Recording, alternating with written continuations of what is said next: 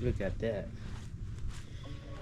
Okay, so we are ready to use the MudMixer again.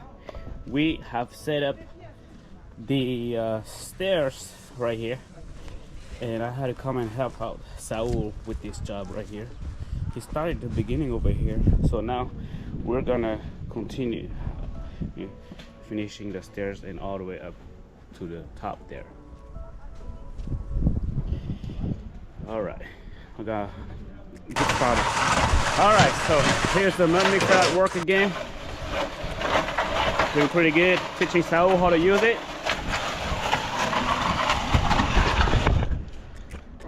Professional concrete now. There you go. 6, 7, 8. Alright, on this job I came out to help Saul. He needed some help with building some concrete steps. He'd already started building the first couple of steps out there, but it took him forever doing it by hand. We brought the MudMixer and started mixing all the concrete into a 5-gallon bucket, and we had a helper pour the concrete into each of those forms.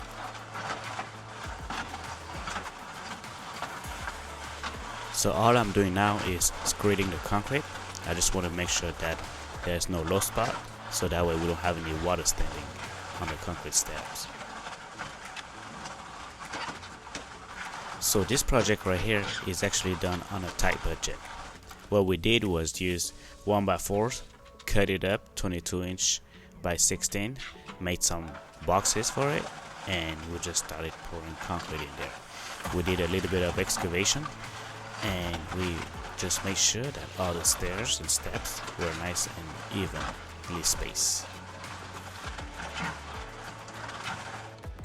There's a lot of different ways of building concrete steps, but this is most likely the most economical way for the customer. That's why we decided to design it and build it this route.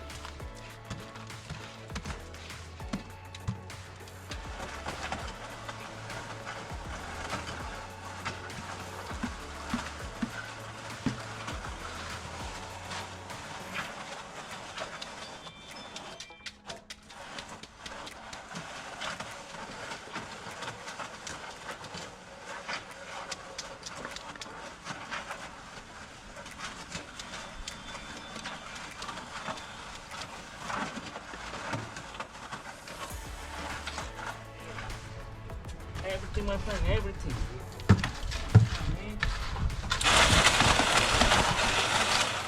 So as you can see, it's so much faster to have somebody dump 8 bags of concrete into the MudMixer and have another guy take that bucket and dump it into one of those forms, giving me plenty of time to work on the concrete while they are working on that part. All right, guys, so you guys can see with the MudMixer, make the job a whole lot easier. One guy just got to control the machine, and one guy just fix it down there. And we're just gonna work our way up here and finish the slab. Easy breezy, right?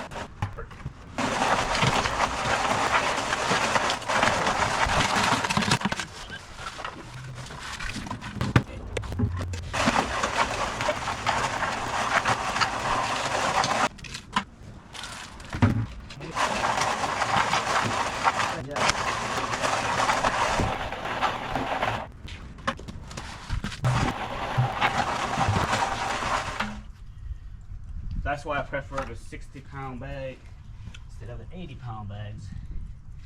80-pound heavy, bro. Not to use though. He had a guy out here the other day was carrying 3 of those at one time. 3? 3. Hey, crazy, bro. You're still young, but it's all good, bro. It must be. Must be a youth thing. Yeah.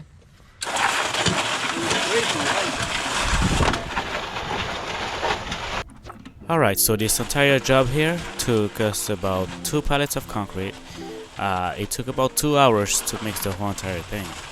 And then once the whole entire thing was all mixed up and all the forms were filled up, what we did is we just had to wait for the concrete to set. And by that time it was already getting dark. So here's a little previews of what we've accomplished so far. So the water pressure at this location wasn't the best. So as you can see, the mix is a little bit dry, and I have to keep on adjusting the knob every single time. So I told the customer that they probably can't use the water inside the house yet until we're done with mixing the concrete. So that way the mix will come out better. But he already knew that his pressure was not good, and he doesn't know why it's not good, but it is how it is sometimes, you know, and we just gotta adjust as we go.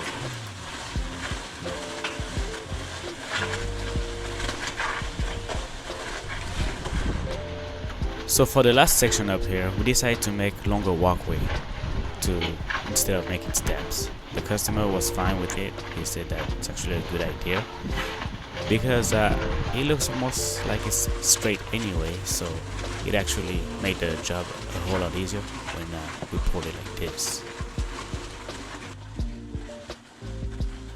So with this tight little space here, I was trying to float the concrete, but that retaining wall there was in the way, so I just did what I could to try to get it as flat as possible. But I was able to make it work in the end, so it came out okay.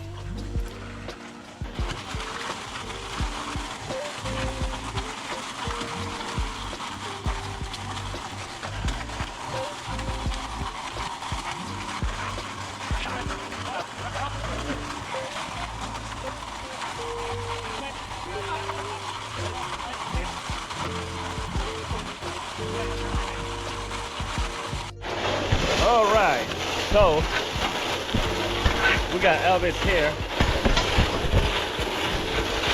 and got 14 bags left.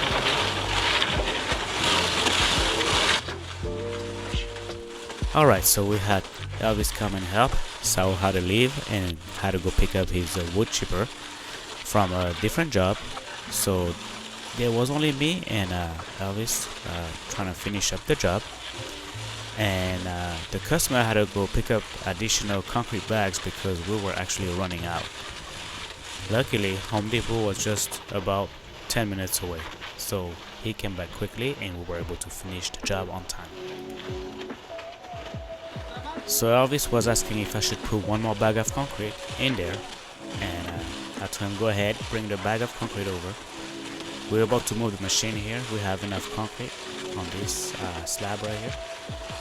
Told him to go ahead and just put it in the mixer and the hopper, and we were going to move the machine towards the back.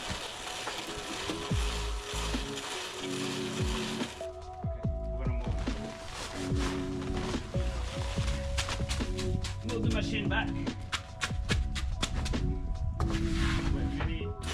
So here I just need just a little bit more concrete to have enough so that way I can start screening the rest of the slab.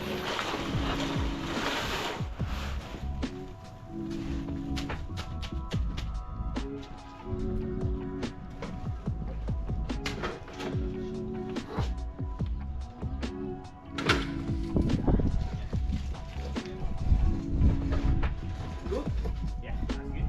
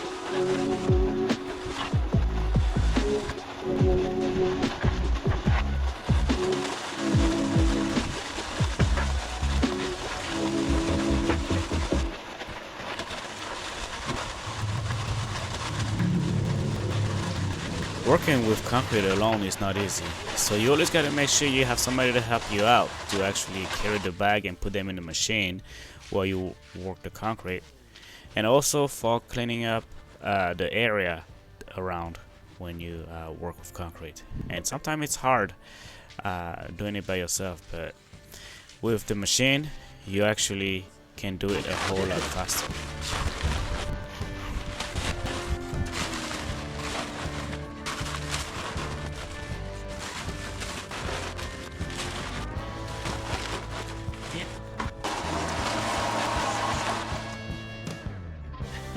All right, John, so what do you think? Well, what I think is, if you need some concrete work done, call this guy. All right, right Call here. that guy right there. He is dedicated. He gets it done, and he don't quit till it looks good. I appreciate that, and I Oh. want to thank you guys. Thank you so Doing much, a John. wonderful job. Yep. So this is the walkway going down to some steps. Beautiful steps here. Look at that. All done in one day. Oops. So looks good. Oh, you like it, Saul? Looks good, right? Beautiful. It's beautiful. You Look at professional. that. Look at that. Excellent work, guys. All right, I didn't record much of this job, but I will see you guys on the next one, okay? We used the MudMixer for this project, and it only took us about 2 hours to and about maybe almost 3 pallets of concrete for this whole entire pour. But the MudMixer did it again. Super handy tool to have around if you are serious about having concrete work done. See you guys on the next one.